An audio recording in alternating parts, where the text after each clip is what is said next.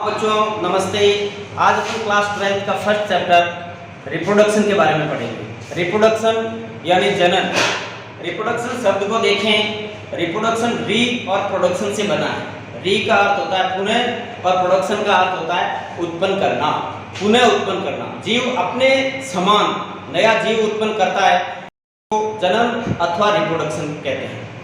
यदि किसी जीव के बारे में हैं उसके जीवन के अंदर तो एक वो निश्चित प्रक्रम से गुजरता है।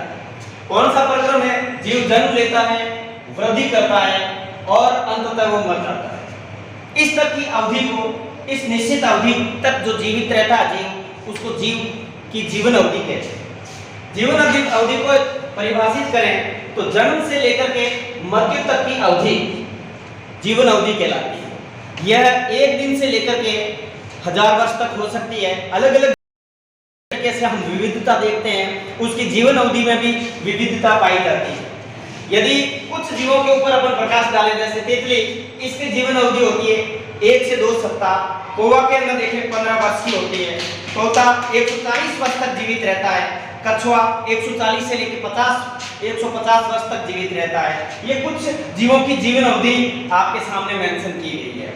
यहाँ पर जीवन अवधि का जीव के किसी आकार के साथ में इसका कोई संबंध नहीं है। जैसे देखते हैं कौवा और तोता आकार में लगभग एक जैसे ही होते हैं, लेकिन यहाँ अपन देखते हैं तोते की जो जीवन अवधि होती है 140 वर्ष होती है, लेकिन कौवे के अंदर अपन देखते हैं तो इसकी जीवन अवधि 15 वर्ष तक ही सीमित रहती है। हम कह सकते हैं कि जीव के आकार के साथ में उसकी जीवन अवधि का कोई संबंध नहीं है। इसी प्रकार से पादपों में देखते हैं, पादप आम और बरगद दिखने में एक जैसे ही होते हैं, लेकिन इनकी जीवन अवधि के अंदर बहुत फर्क है।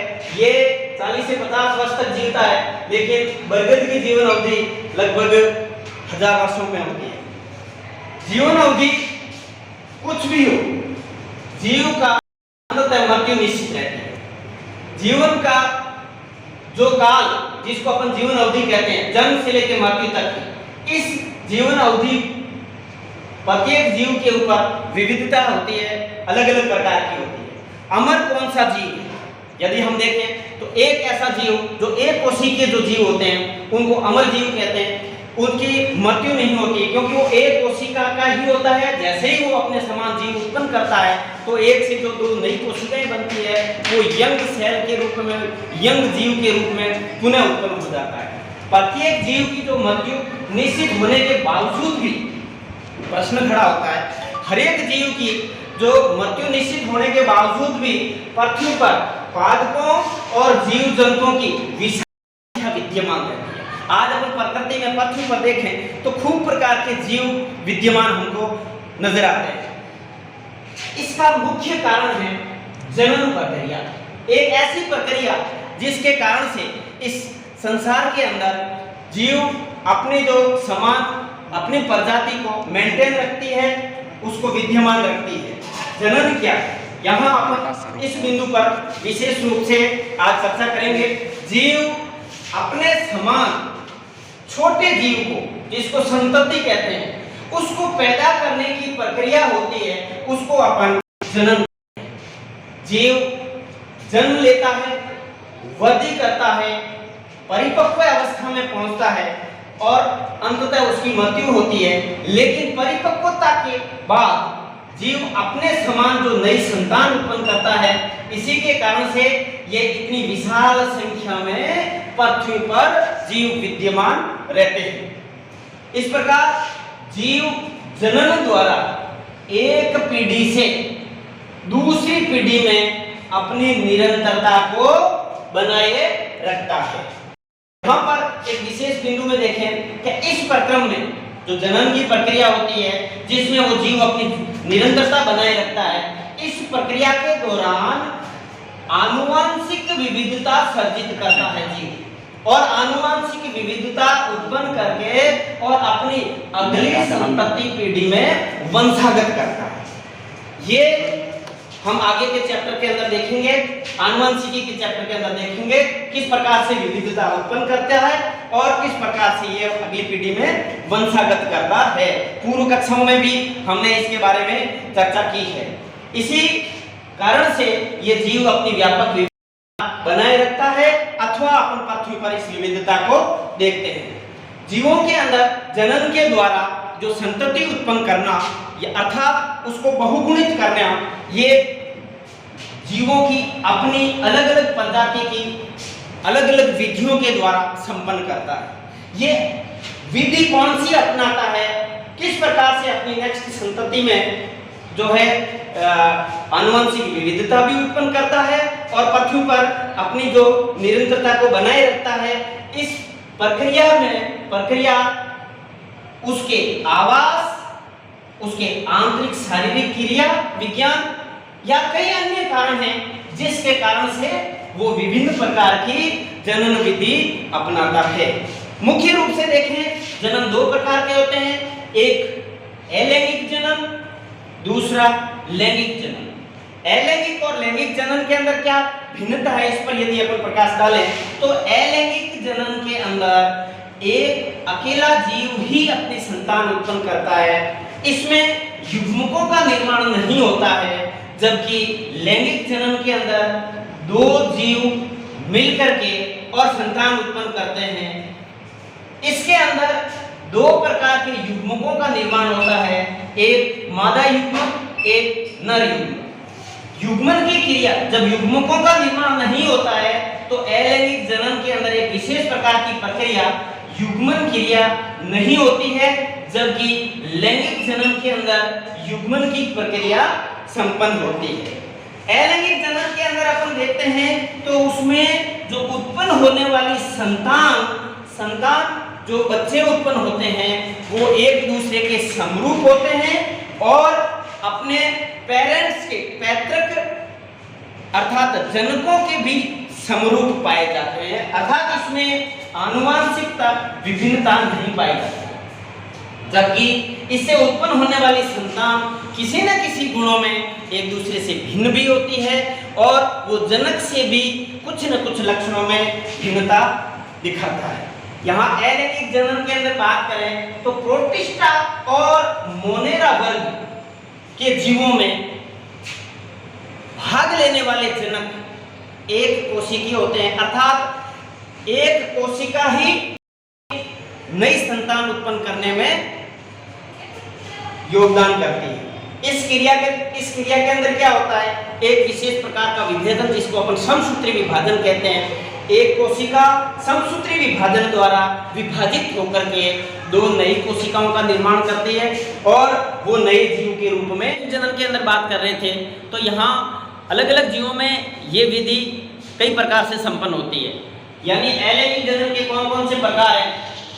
पहला प्रकार होता है द्विखंडन। द्विखंडन की प्रक्रिया अमीबा और पैरामीशियम में देखी गई है। अनुकूल परिस्थिति के अंदर अमीबा या पैरामीशियम क्या करता है, एक कोशिकीय जीव के अंदर संपन्न होने वाली इस क्रिया के दौरान इसकी कोशिका विभक्त होती है, कोशिका विभक्त होकर के दो कोशिका का निर्माण करती है। इस प्रकार से देखते हैं ये अमीबा की कोशिका है, इसके अंदर अनुकूल परिस्थिति के अंदर ये अमीबा अपनी परिधि से एक खांच का निर्माण शुरू करता है और ये खांच, ये ग्रूव आगे बढ़ती है और इस प्रकार से जीव अपने केंद्रक के विभाजन के साथ साथ में जीव द्रव्य का विभाजन भी खांच निर्माण के द्वारा संपन्न करता है। अंततः दो अमीबीय पुत्री कोशिका का निर्माण हो सकता है। यह पैरामीशियम में भी इस प्रकार का अलैंगिक जनन देखा गया है। यीस्ट एक इस प्रकार के जनन द्वारा अपनी संतान उत्पन्न करता है। इसमें यीस्ट क्या करता है, यीस्ट की ये इस प्रकार से कोशिका है, ये अपने ऊपर एक छोटी सी कोशिका का निर्माण करता है। इस प्रक्रिया के अंदर देखेंगे तो एक बड़ी कोशिका का निर्माण होता है और दूसरी छोटी कोशिका का निर्माण होता है। ये छोटी कोशिका अलग होकर के और एक पुत्री कोशिका के रूप में, पुत्री यीस्ट के रूप में और फिर वृद्धि करके और अपना जीवन संपन्न करता है। इसके अंदर यीस्ट के अंदर द्विखंडन प्रक्रिया ही होती है, लेकिन इसके अंदर विभाजन है वो असमान प्रकार का होता है। बड़ी सेल होती है उसको जनक कोशिका कहते हैं और छोटी कोशिका ये कलिका या बड का निर्माण करती है। बड अपनी जनक कोशिका से अलग होकर के और नया जीव विकसित करती है। अलैंगिक जनन का दूसरा प्रक्रम देखते हैं जिसके द्वारा वो अलैंगिक जनन करता है, वो प्रक्रम है बीजाणु भवन।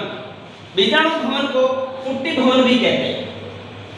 इस प्रक्रिया में जीव प्रतिकूल परिस्थितियों के अंदर संतान उत्पन्न करता है।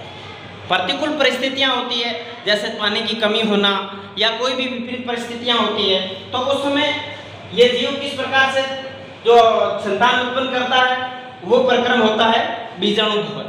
अमीबा प्रतिकूल परिस्थितियों में अपने पादाप संकुचन के द्वारा, यानी अपना शरीर जो होता है वो संकुचित करता है, पादाप जो बनते हैं चलने के गमन के लिए सहायक जो अंग है उनको समापन करके एक गोल संरचना का निर्माण करती है और उसके बाद में यह अमीबा अपने चारों तरफ त्रिस्तरीय आवरण जिसे पुट्टी या इस अवस्था को शिष्ट अवस्था कहते हैं, पुट्टी का निर्माण करता है और पुट्टी के निर्माण के कारण ही इस प्रक्रम को पुट्टी भवन भी कहते हैं। और प्रतिकूल परिस्थितियों के अंदर शिष्ट अवस्था में अथवा पुट्टी अवस्था में यह अपना जीवन निकालता है।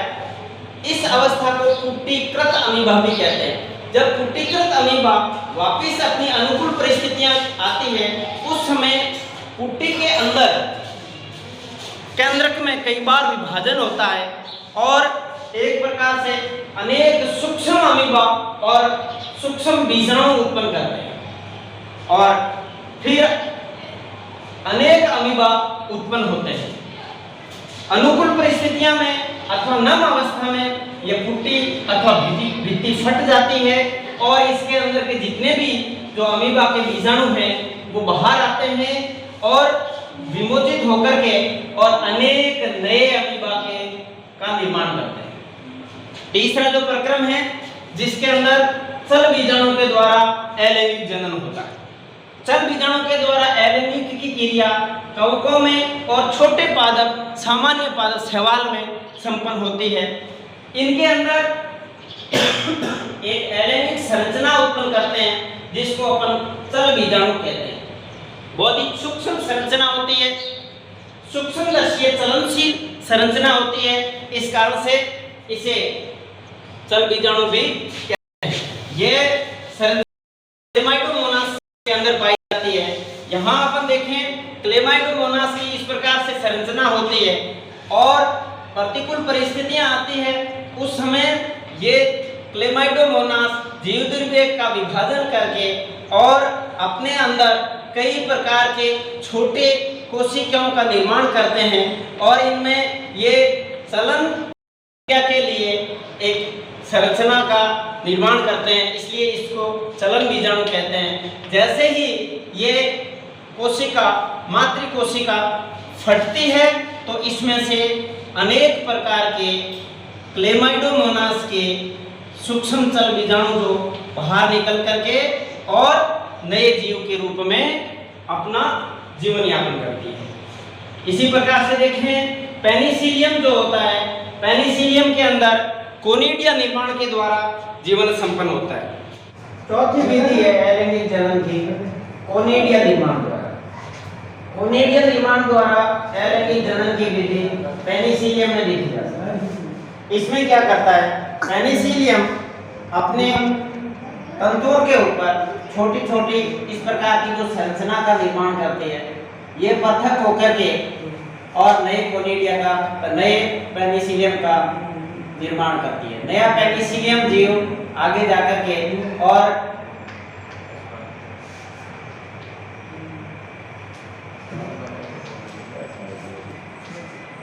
नया पेनिसिलियम अपना स्वतंत्र जीवन यापन करता है।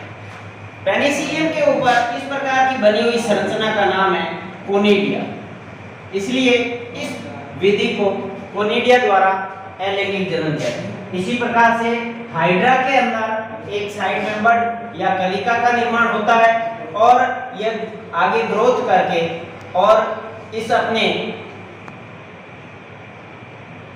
मातृ जीव से यह हाइड्रा अलग होकर के और अपना नया जीवन यापन स्वतंत्र जीवन यापन करता है। इस प्रकार की विधि कलिका निर्माण द्वारा अथवा पट निर्माण द्वारा संपन्न होती है। तो ये पांचवी विधि है अलैंगिक जनन की कलिका निर्माण द्वारा। इसी प्रकार से स्पंज के अंदर जेम्यूल का निर्माण होता है। और पादपों के अंदर ये अभी अपन ने जो जितनी संरचनाएं और विधि देखी है ये जंतु के अंदर देखी गई है। यहाँ पादपों के अंदर देखें तो आंख निर्माण के द्वारा हम घरों के अंदर आलू देखते हैं, आलू के ऊपर एक छोटी कलिका का निर्माण होता है जिसको सामान्य रूप में आंख कहते हैं। ये आंख विकसित होती है और ये यदि इस आंख वाले पार्ट को काट करके और नम भूमि के अंदर उगाते हैं तो नए पादप का निर्माण हो जाता है। अदरक के अंदर देखें तो परकंद विधि द्वारा उसके अंदर एक संरचना का निर्माण होता है। परकंद छोटी आलू अदरक के पास में एक कलिका के रूप में देखी जा सकती है, वो पृथक होकर के और एक नया पादप का निर्माण करती है।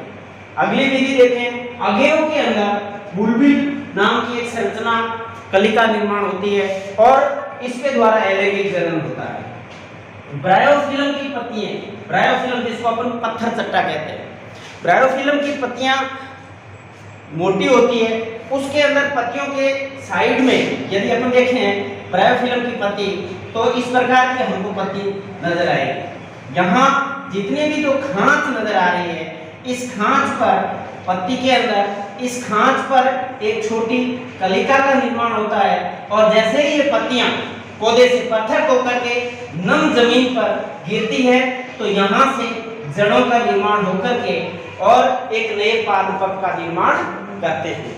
इसकी उत्पत्ति स्थल देखें तो पादपों के अंदर पर्वसंधि पर इस प्रकार की कलिकाएं उत्पन्न होती है, यानी कि जो भी पादप है जिसके अंदर साइड में कलिका का निर्माण होता है तो प्रश्न पूछा जा सकता है इस प्रकार की कलिकाओं का निर्माण स्थल क्या है, तो वो है पर्वसंधि। ये पर यहाँ से कलिका जब जमीन पर गिरती है या उसके संपर्क में आती है तो उसकी जड़ें विकसित होती है और नए पादप का निर्माण होता है। हाइड्रा के अंदर देखते हैं एक विशेष प्रकार का एलैंगिक जनन पाया जाता है जिसे कहते हैं पुनरुद्ध भवन।